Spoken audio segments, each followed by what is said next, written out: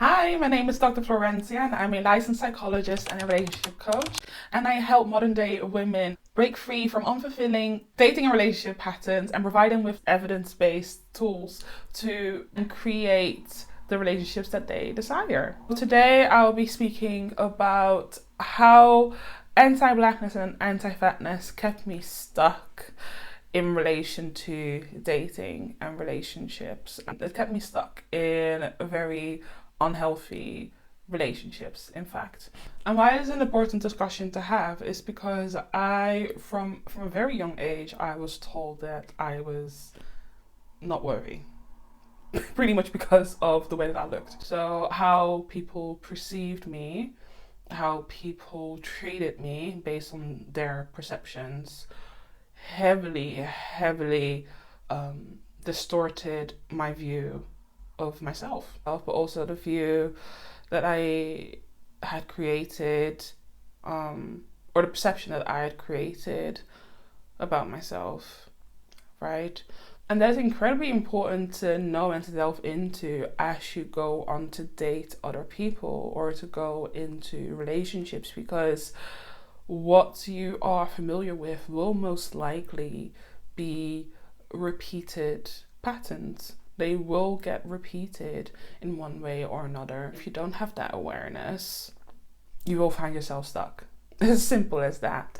Just to go into my story, I am Dutch. I am from the Netherlands, or Holland, as some people know it. And I was raised within two households. I was raised by my biological parents, who are from Ghana, West Africa. And they migrated to Holland and had me shortly after they migrated. I am an only child. Well, in that context, I was an only child. And they gave me up for fostering. Well, it's technically not fostering, because it's not done in a legal way.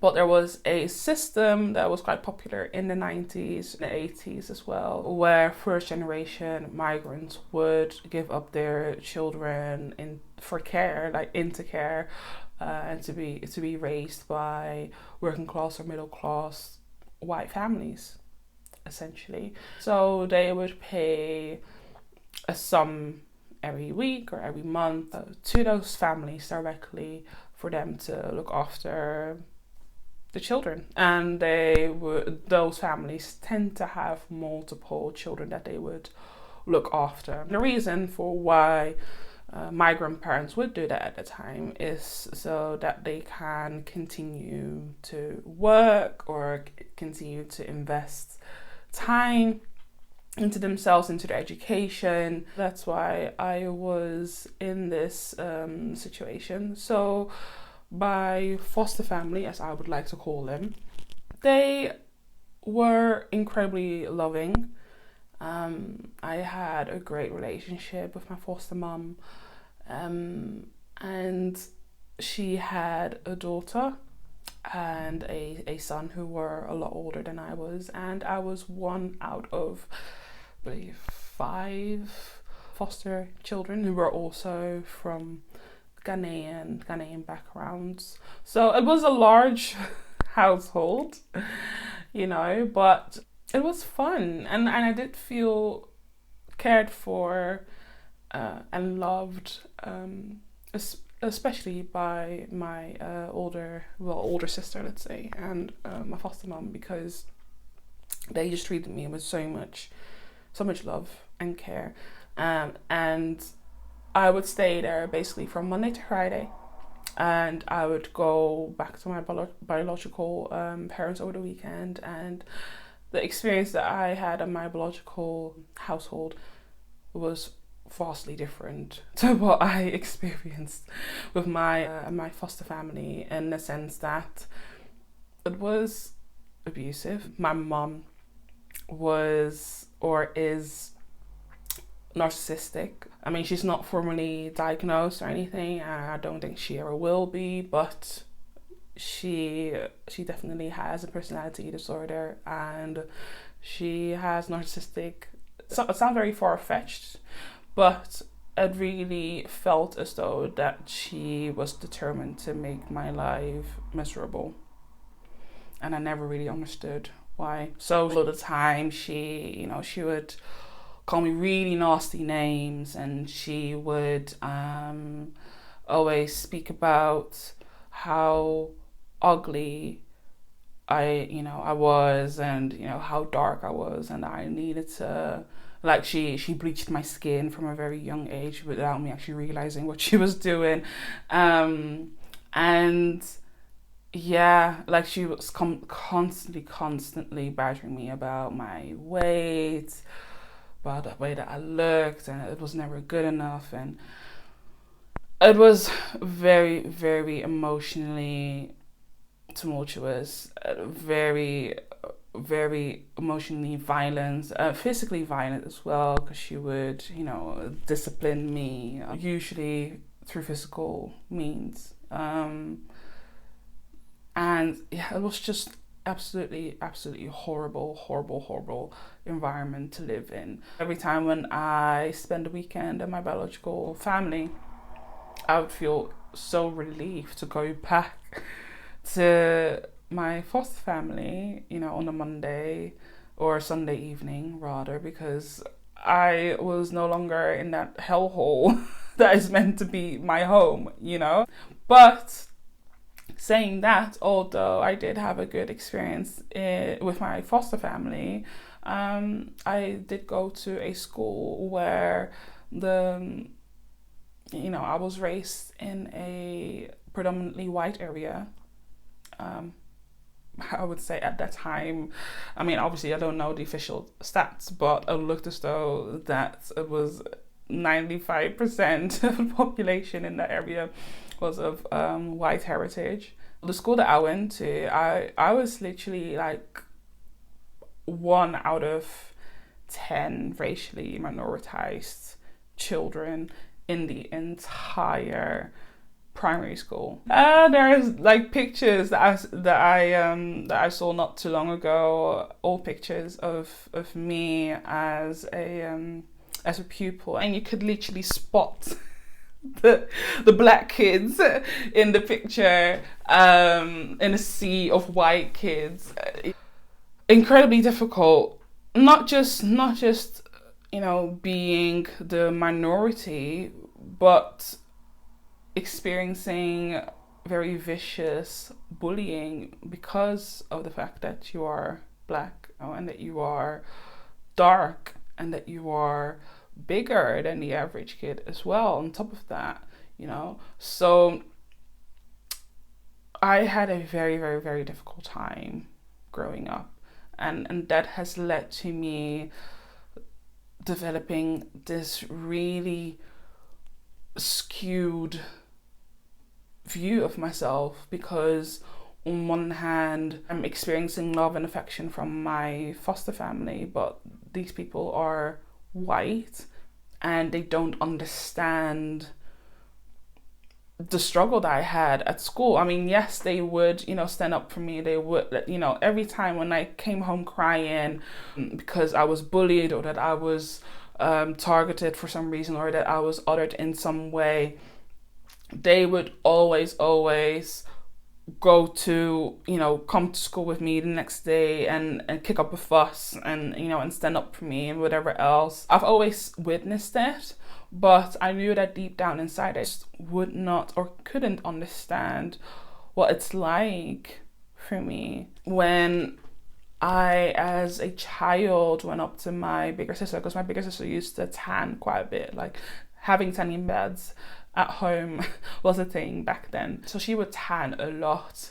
And one day I basically snuck in under the sunbed and turned on the sunbed, and I was basically tanning. And then I think maybe my foster mom or my sister, either one, came into the room as I was tanning, and they would ask me, "Oh, what are you doing? What are you doing on the day? Like, you don't need a tan. Like, you're already brown as it is. Like, what are you doing?" I'm just I'm hoping that if it makes my sister darker, I'm hoping that it would have the opposite effect on me and make me whiter.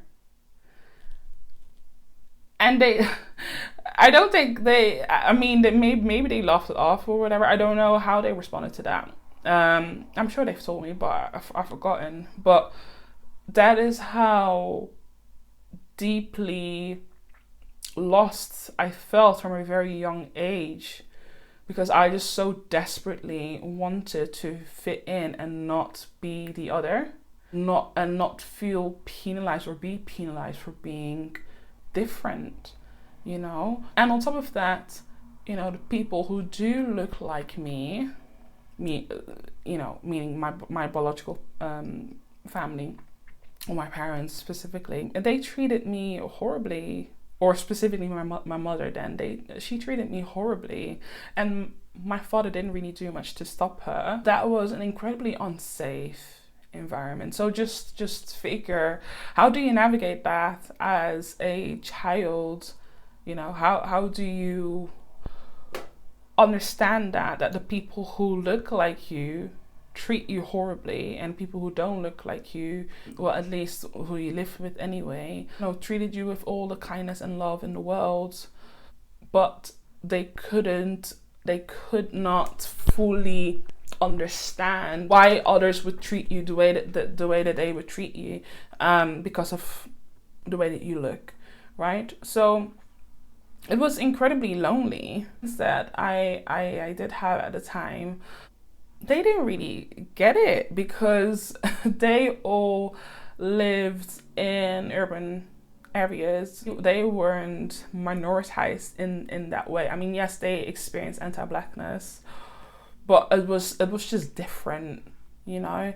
And they had siblings, like biological siblings, that they could, you know, speak to about all sorts of stuff, and it was just different for them. So they couldn't really relate to what I had to say. And so yeah, I had to deal with it pretty much on my own as an only child. So it was incredibly difficult. Saying all of that to say, feeling like you don't belong, feeling like you're not worthy, you know, feeling like you're alone in this world, that then set me up for being vulnerable to predators, essentially, to people, especially men who took advantage of that. And that is heartbreaking, of course, but unfortunately that is what my story was. So I had to navigate life just relying on my own resources. Was incredibly difficult to do. So as you know, as a teen, I gravitated towards, and as an adult, you know, I gravitated towards, you know, the first best person who's willing to, you know, give me love, give me affection, give me attention, and you know, and make me feel good, even if it's, you know, temporary. But then that set me up for not noticing when I am in situations that are wrong, or that are harmful to me, or that are violent. It's really susceptible to people taking advantage of my vulnerabilities. And I didn't realize that at all until I got into therapy and uncovered all of these different things. But I remember this pivotal moment so vividly, and I had a psychodynamic therapist. It was a black male therapist, actually, and I intentionally sought out a black male therapist because in my experience, black men have caused me the most harm in my life. So in order to work through that, I had to have a black male therapist, and that was incredibly difficult. I wouldn't necessarily recommend. He asked me such a interesting question about the kind of men that I was dating. and what was some of the patterns that I maybe noticed. And I was kind of just talking about that I'm not everyone's cup of tea. I'm kind of like Marmite, like either you're really attracted to me, you really like me, or you don't. You find me revolting and disgusting because I'm dark skinned and I'm plus size, or fat. So there is kind of like no in between, and I don't think I found myself the most attractive person out there. And like he stopped me and he was like, "Do you honestly believe that?" And I was like, "Yeah, like that is how I have perceived it all of these years. So yes, I'm dead serious." And he was like, you would be considered conventionally attractive to most people." And I don't know why, but something about that just shifted something within me, where I came to realize that, oh, so I had internalized how people in my environment perceived blackness to be, perceived fatness to be, specifically as undesirable. So, always being the undesired, girl in school, I had internalized that because, undesired because of my skin color and because of my size, I had internalized that. Being subjected to a lot of abuse and harm and violence because of the way that I looked, I had internalized that. How my mother treated me because of the way that I looked, I had internalized that. And hearing people around me, my peers at the time, speaking about how light-skinned girls are it, and curly hair is the thing, dark-skinned girls you should avoid them at all costs, and all of these things, and all of these different narratives, right? You internalize that. So then as an adult, I was literally walking around thinking that I was the most disgusting thing on earth. And it's not in a, oh, I feel sorry for myself kind of way, but I was just like, well, it is what it is. Like, people don't like dark-skinned women, and especially not if you're curvy or you're plus size. It's just, you kind of like just have to deal with whatever comes your way. So therefore, if I then meet a guy who gives me breadcrumbs, I would be okay with that, because that is, I'm not worth more than that, surely. Obviously now looking back, I'm thinking, what was that? Why would you even think that way? But at that time, that is literally how I felt and what I thought. And nobody was challenging it. I wasn't challenging it. That informed a lot of my decision making when it came to men navigating relationships, right? Like I've been in situations for a lot longer I should have been, because again, I didn't think that I was worthy for anything more or anything better than that. My therapist saying, well, you're actually considered conventionally attractive, that really shifted something.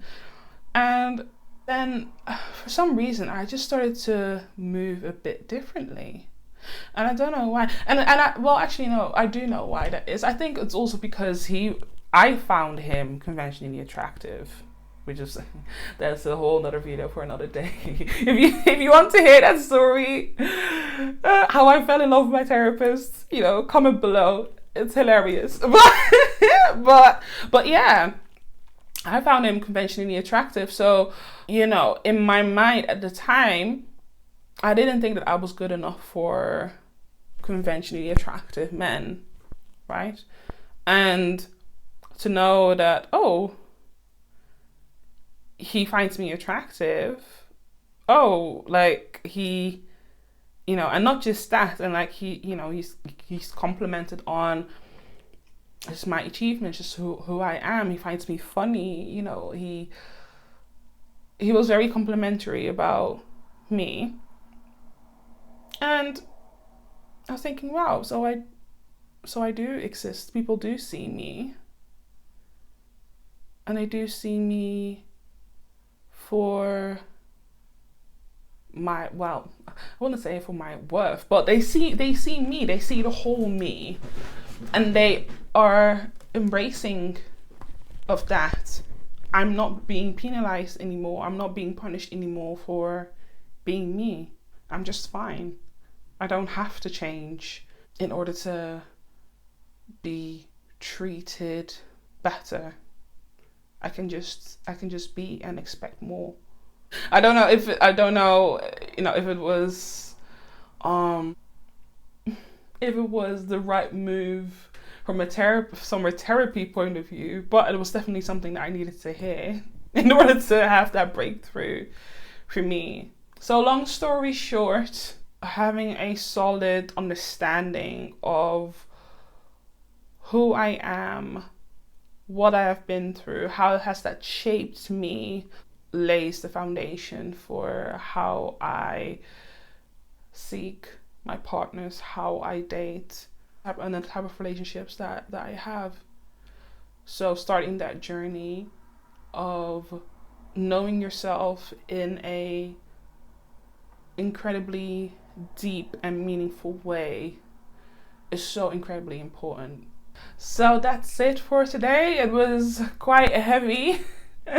But I hope that you have been able to get some gems out of my story, out of my experience. If you want me to expand on something, if you have any questions, you know, type it below in the comments, and you know, I'm more than happy to either answer or make another video about it. So yeah, you know, subscribe if you want to see more and you want to stay on top of the videos that I post. And on another note, I got a workbook. It's called the Power of Pause workbook, which you can download for free.